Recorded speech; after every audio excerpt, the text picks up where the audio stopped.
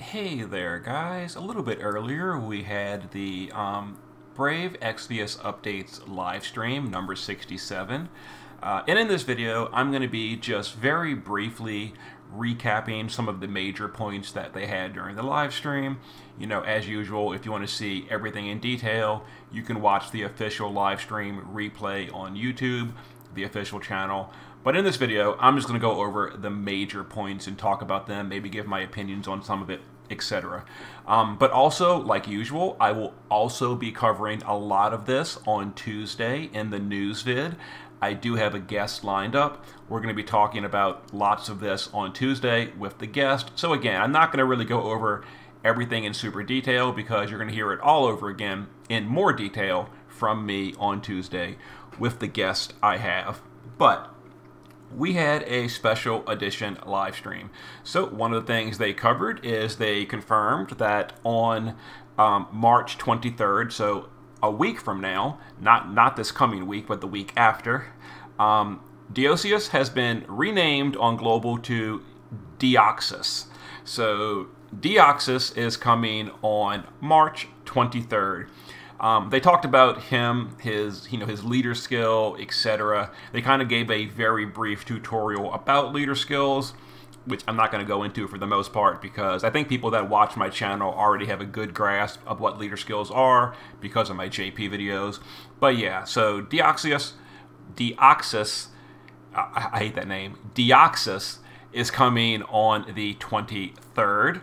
And as far as leader skills, they did give some examples. For example, these are well, we usually call them tags, but apparently the official name for tags are categories. So the categories for units, as we kind of expected, they are following the same JP template. So it looks like units, even units like Sylvie, who you would expect to have multiple elemental categories, they're just picking one per unit. So Sylvie is going to be only a lightning unit as far as the elemental tags go. Lilith, very obviously dark, etc. So like Chizuru will be wind, stuff like that. But they're also going to get, the role tags, or I'm probably going to end up calling them tags far into the future because, for one thing, tags just makes more sense, but I'm just so used to calling them tags from the JP server. But tag, category, the same thing. So they're going to be, the usual things you would expect: physical tank for Lilith, or support and healer for Sylvie. So all the role icons in game, those all become a actual official category as well for the units. So like physical tank and attacker, which is basically the physical DPS category. It looks like there's going to be a Clash of Wills category as well, which was kind of up in the air. People were wondering if we were going to get a morale tag or morale category. Looks like we are. They're naming it Clash of Wills, which makes sense. So I would assume that all the global exclusives that are released, during the Clash of Wills era, so probably like Louise and Ling, and then all the units from that point forward, are probably going to get the Clash of Wills category. We don't know until Thursday, but I would think that's a pretty safe guess. But the most important thing is it looks like they are also getting the Brave Exvius category. That was kind of up in the air. People were wondering if maybe Gumi was going to kind of do like an underhanded move and not apply the Brave Exvius tag because the upcoming leader, Scarlet Flame Rain, buffs Brave Exvius, and people thought that maybe they try to squeeze money by not doing that. But thankfully that is not the case. It looks like that global exclusive units will be getting both Brave Exvius tag category as well as the Clash of Wills category. So that's good news. Again, just some more examples. These are all as expected from the JP server. This happened on JP. Global's doing it too. No real surprise here. Just confirmation that they're also giving the weak leader skills to older units, which is nice. Then I guess the biggest news is this coming week on Thursday, March 16th, the new global exclusive unit is Blade of Vengeance Ibarra. She is a katana-based dark mage. Sounds like she's a physical type mage, kind of like Louise, the Cleome, etc. She is a premium unit, keep that in mind. And she's also going to get a leader skill, we're going to talk about that in just a minute. So again, I'm not going to spend a lot of time on her because we're going to definitely be talking about her on my Tuesday video. But here's just a few of the slides they gave. So she's a powerful mage, specializes in dark, extreme Nova LB. She feels morale, blah, blah. The usual stuff you would expect. Her LB does reduce spirit. As usual, they don't tell us the amount. So you can speculate, is it 85, 87, 88, 90, 91? Probably not 91. But yeah, so it's a spirit break, as well as Katana in Peril, does some extra damage versus races, stuff like that. Yeah, so she, we're going to know a lot more about her on both Tuesday from the in-game news as well as Thursday from the data mine. And as usual, I will do a more involved look at the new unit on Thursday or Wednesday night after we have more information from the actual in-game data. And again, here's some previous stuff. We're going to talk about all of this on Tuesday's news video. Here's her TMR and STMR. Nothing really special here. They're kind of bland, if I'm just going to be honest here, but there it is. Now here's the bigger issue, and this is frustrating to me, and this is a huge hype killer for me, and it makes me just feel like the unit. Well, I guess I can't really judge the unit until I have the entire kit, but here's her leader skill. So her leader skill is just straight up worse, like significantly worse than Deoxys' leader skill. So Deoxys is coming the next week, and if you want a leader skill, his is significantly better than Ibarra's. Ibarra's leader skill is real bad in comparison. So let's look at it. So Deoxys' leader skill gives 500 attack power. Ibarra's gives 300. Now you might be thinking, oh, 300 versus 500 is not that big of a difference. Well, it kind of is. That's something like, let's say, 625 base stat plus, let's say, a mid-tier card of like 140 attack power. So that's 765 attack power, doubled. So we're looking at a difference of about 1,500 stat between Ibarra versus Deoxys' leader skill. And as you probably know, 1,500 difference of a stat is massive. That is a huge difference for attack power units. So all the physical units with Ibarra's leader skill as compared to Deoxys' leader skill are just way weaker. And that is very frustrating to me. Considering Ibarra is also premium, like, I don't see why they felt like her leader skill had to be so much worse than Deoxys. Now, she does buff magic by 550, which is better than Deoxys at 500. But again, that's a difference of only 50, which is still a relatively decent size. So again, 625 base plus a 140 card, so we're looking at 765. So 50% difference is you're going to have about 330 or something.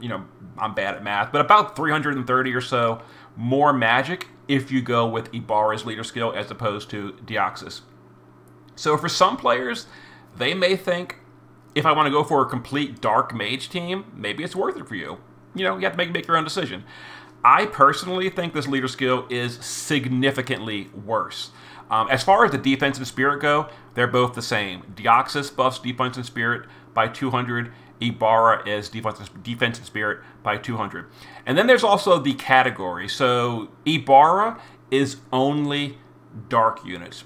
Deoxys is dark units as well as JP anniversary units. It looks like the JP anniversaries are keeping their own category, and they're actually literally naming it JP anniversary on the global server. So Deoxys is buffing 2 different categories.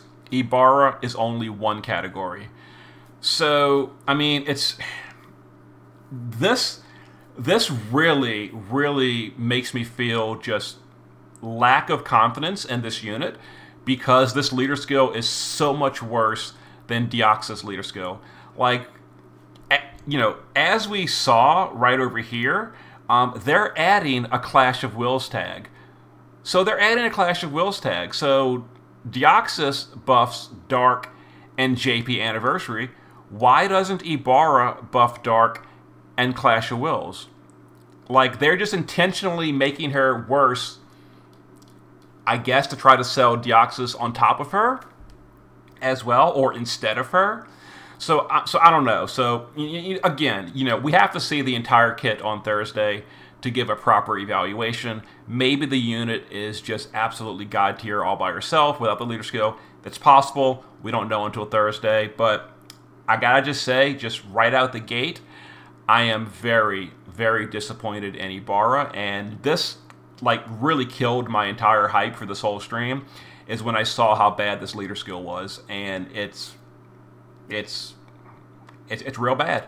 Like, 300 versus 500 attack power is more than 1,500 stats. And that is a huge, huge loss for any unit that wants to use attack power with the leader skill. And that's very disappointing. We're going to talk more about that on Thursday or on Tuesday with the guest, and I'll talk more about that on Thursday when I eventually look at the unit itself. And then the vision card. The vision card is like just, rubbing more salt in the wound. So here's her vision card. Once again, it's just worse than Deoxys, because both of them give 170 attack and magic. Deoxys vision card gives 100% LB damage. Ibarra's only gives 50. Deoxys gives 500 flat stats to attack and magic. Ibarra only gives 300. And then the last passive on Deoxys, it's 80% attack and magic. On Ibarra, it's 100% chain cap. So, I would say overall the chain cap is probably a little bit more useful than the attack and magic. But the fact that it has just way worse LB damage, literally half as good, and then a lot less flat attack and magic, like why are they doing this? Can someone explain to me? Because they're the same price. This also requires an EX3 premium unit. Like, Ibarra is premium, and we need to get her to EX3 to get this card. So it's not like it's cheaper than Deoxys. But it's why? Why did they feel the need to make this worse?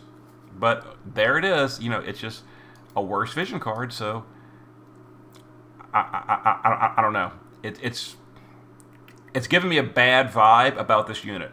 We'll know more on Thursday. Again, maybe when we see the whole kit, she's amazing. We don't really know yet, but it's starting out the gate at a really bad place.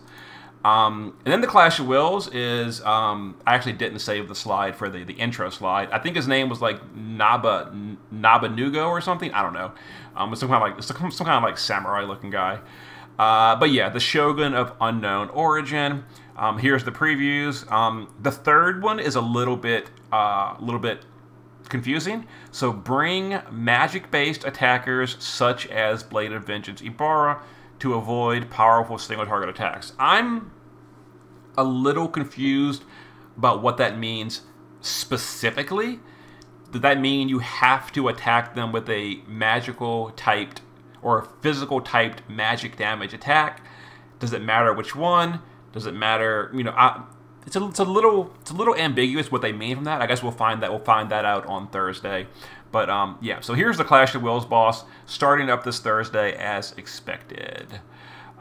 The Clash of Wills gear for this month is going to be the crown. The crown's getting better. They previewed the Gravekeeper one as well, but same thing. It's just like, the crowns. All the crowns are getting slightly better than they were previously. I'm probably still going to use the rulers, but the killers become 150 on the killer versions. I didn't save all the slides. But, yeah, Clash of Wills gear getting better. Always nice. Then some other updates. So, Dark Visions will remain open even after the event closes, meaning you can go back and practice on previous bosses. It won't affect your score. It's basically just like a 6-man training dummy. It's not something you're going to use very often, but it's there if you want to, which is really cool. Also, the true dual wield cap is increased to 400 from gear. Previously the true double hand cap is 400%, but dual wield was only 200, and that was a big part of why dual wield is just dead at the current time. The cap is being raised to 400%. I will call out briefly that Global has skipped the STMR upgrade for Kunshira, and Kunshira's STMR upgrade should have gone in like weeks ago, and we didn't get it.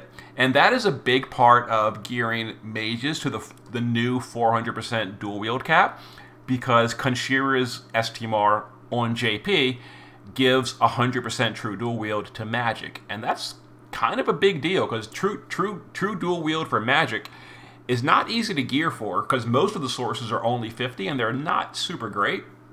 So hopefully Global can just do a late upgrade and upgrade Kunshira's STMR so that we have that on Global. But yeah, it's really unfortunate that Global skipped that upgrade.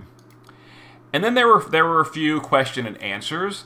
So one of them was the community was unhappy about the way Abigail will automatically apply blind. I've talked about this problem in the past, how that can sometimes cause problems strategically if a boss is blinded on an incorrect turn and you want the boss to be blinded on a specific turn. Abigail, messes that up.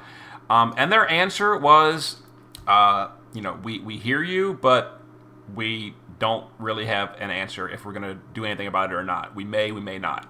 Kind of a non-answer. So on the one hand, I'm glad they recognize this being a concern. On the other hand, they didn't really say anything. They're like, okay, so we might do it again, we might not, we just don't know.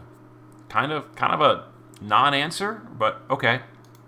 The next one, when are we getting a new Clash of Wills boss added to the Chamber of the Vengeful?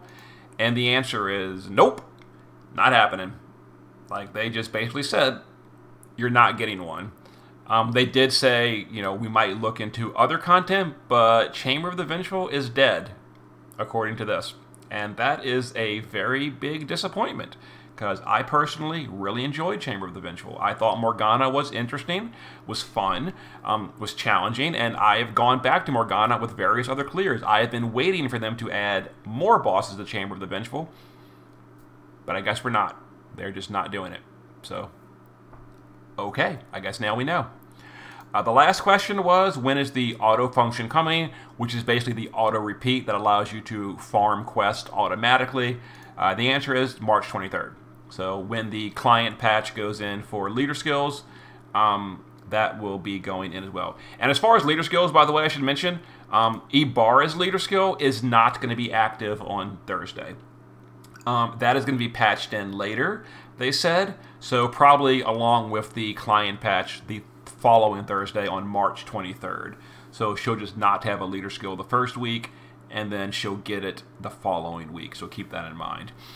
There's also more stuff during the live stream. They showed a bunch of design process, how they go through doing art and unit design. It was interesting if you're into that kind of stuff. They also talked about login rewards we're going to be getting.